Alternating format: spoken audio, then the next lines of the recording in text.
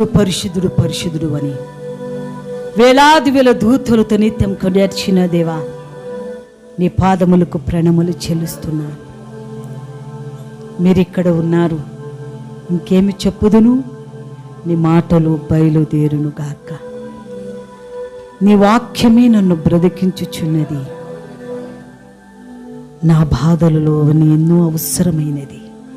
నీ మాటలతో మాట్లాడి ఇక్కడున్న సర్వీసరులతో నడిపించమని నీ సేవకుని చేతికి ఒప్పిస్తూ యేసు నామములో ప్రార్థన అడివిడి పొందిన తండ్రి, ఆమేన్. హల్లెలూయా. అందరు బాగున్నారా? ఆరాధన చేసినాక విడుదల పొందాలా. ఆరాధన చేసినాక ఏముండాలా? విడుదల ఉండాలా. అట్లే కట్టివేసిబడి ఉండకూడదు, విడుదల ఉండాలా, స్వేచ్ఛ ఉండాలా. ఆరాధనలో ఏముంటుంది? విడుదల, స్వేచ్ఛ రెండు ఉంటాయి. నువ్వు ఆరాధించి కూడా విడుదల పొందుకోలేదనుకో, ఏదో సమస్య నీలో ఉందని అర్థం. ఎందుకంటే ఇశ్రాయేలులు విడుదల పొందారు, ఐగుప్తు నుండి వాగ్దాన దేశం దగ్గరకు వచ్చారు, ఇంక ప్రవేశించారంతే. ప్రవేశించే ముందు వారి లోపల గలిబిలి వచ్చింది. మార్గం మధ్యలో చాలామంది పోయారు.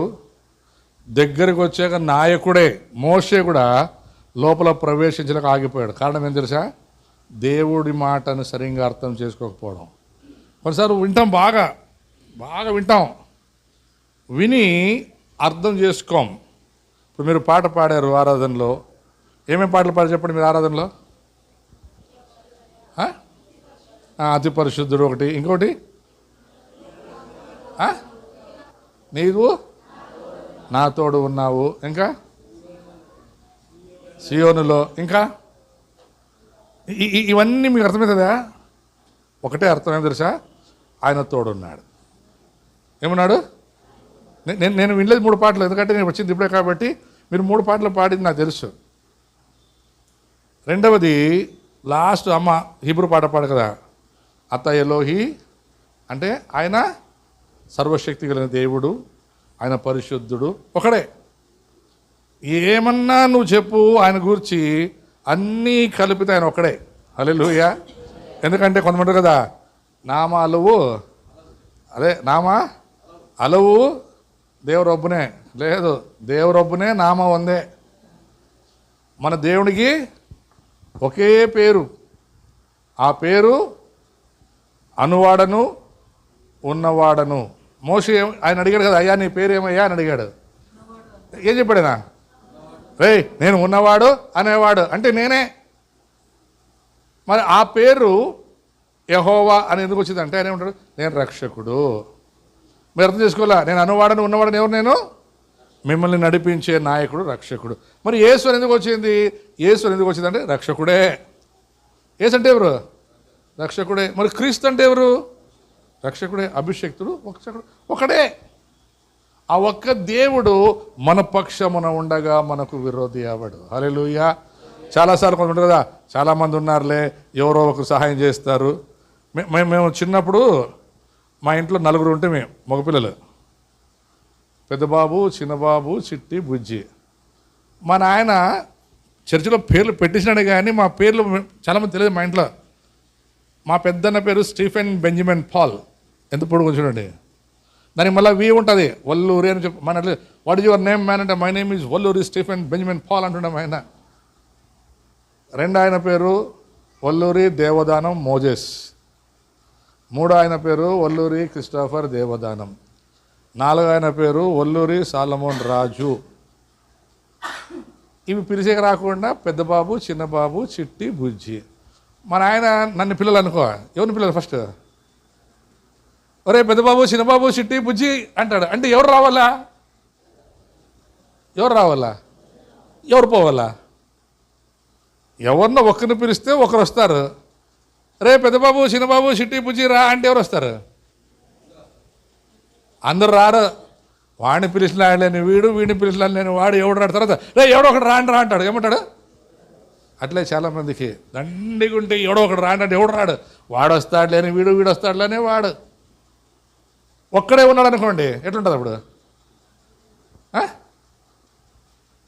అందుకే యేసు ప్రభు ఒక్కడే. ఆయన ఏమన్నాడు? నిన్న నేడు నిరంతరం. నిన్న నేడు నిరంతరం. ఇట్లా తిప్పినా అట్లా తిప్పినా ఎట్లనా తిప్పు, ఒకటే. ఆ దేవాది దేవుడు ఈ ఉదయకాలమున మనకు తోడున్నాడు. అందుకే మనం పాడాం కదా, నీవు నా తోడు ఉన్నావయ్యా, నాకు.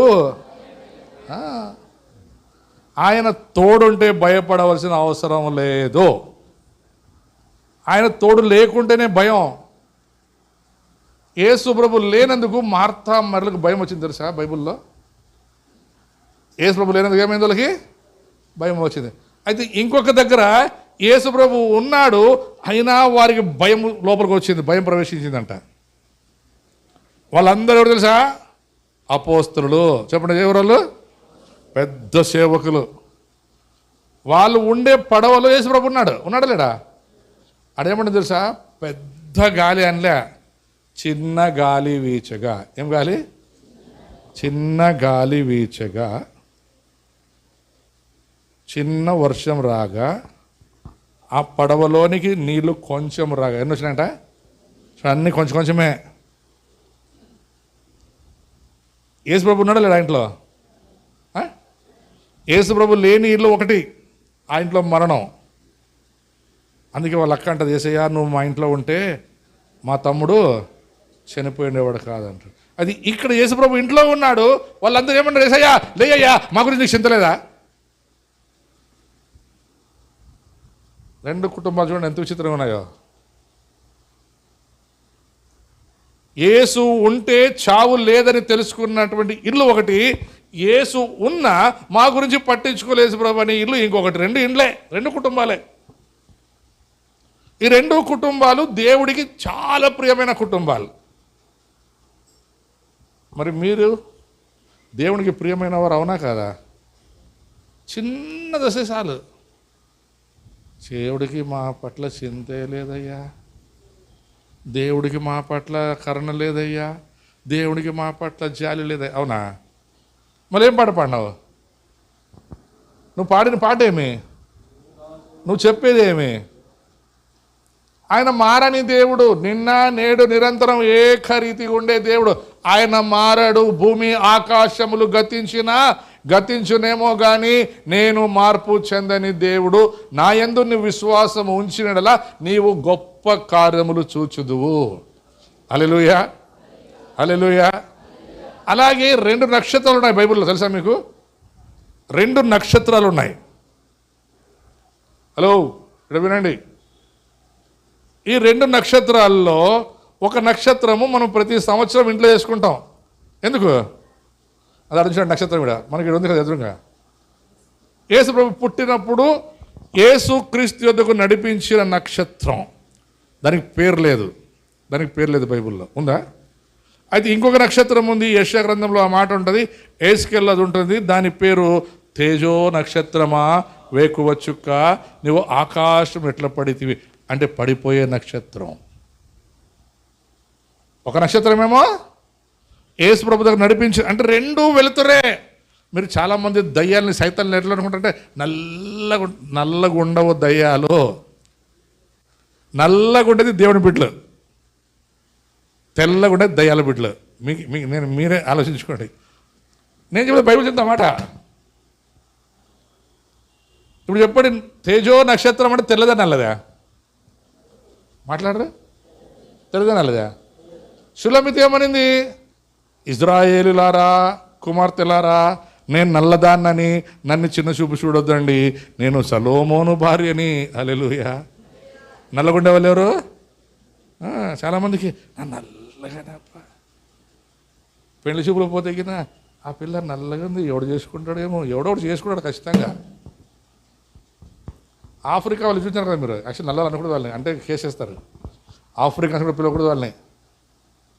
చాలామంది తెలియదు, ఆఫ్రికా వాళ్ళని నల్లోడు అంటారు కదా, ఎత్తుకొని లోపల సార్ కేసేస్తారు. వాళ్ళు చూడండి అంత నల్లగా అందంగా ఉంటారు. కొంతమంది తెల్లగా తీసేసిన గుమ్మడికాయలాగా ఉంటారు. ముఖంలో ఆనందమే ఉండదు, సంతోషమే ఉండదు. ఈ తేజో నక్షత్రం చాలా బ్రైట్గా ఉండవలసిన నక్షత్రం లోపల అంత చీకటి పడిపోయింది, అనేకుల్ని పడగొట్టింది. అసలు యెషయా 7వ అధ్యాయంలో మాట ఉంటుంది, ఏమంటే తెలుసా? తేజో నక్షత్రమా, వేకువ చుక్క, నీవు ఆకాశం నుండి ఎలాగున పడదోయబడితివి, అనేకులను మోసము చేసి. ఏమంట? తెల్లగుండే వాళ్ళు అనేకుల్ని మోసం చేసి, అందరు కాదు, కొందరు.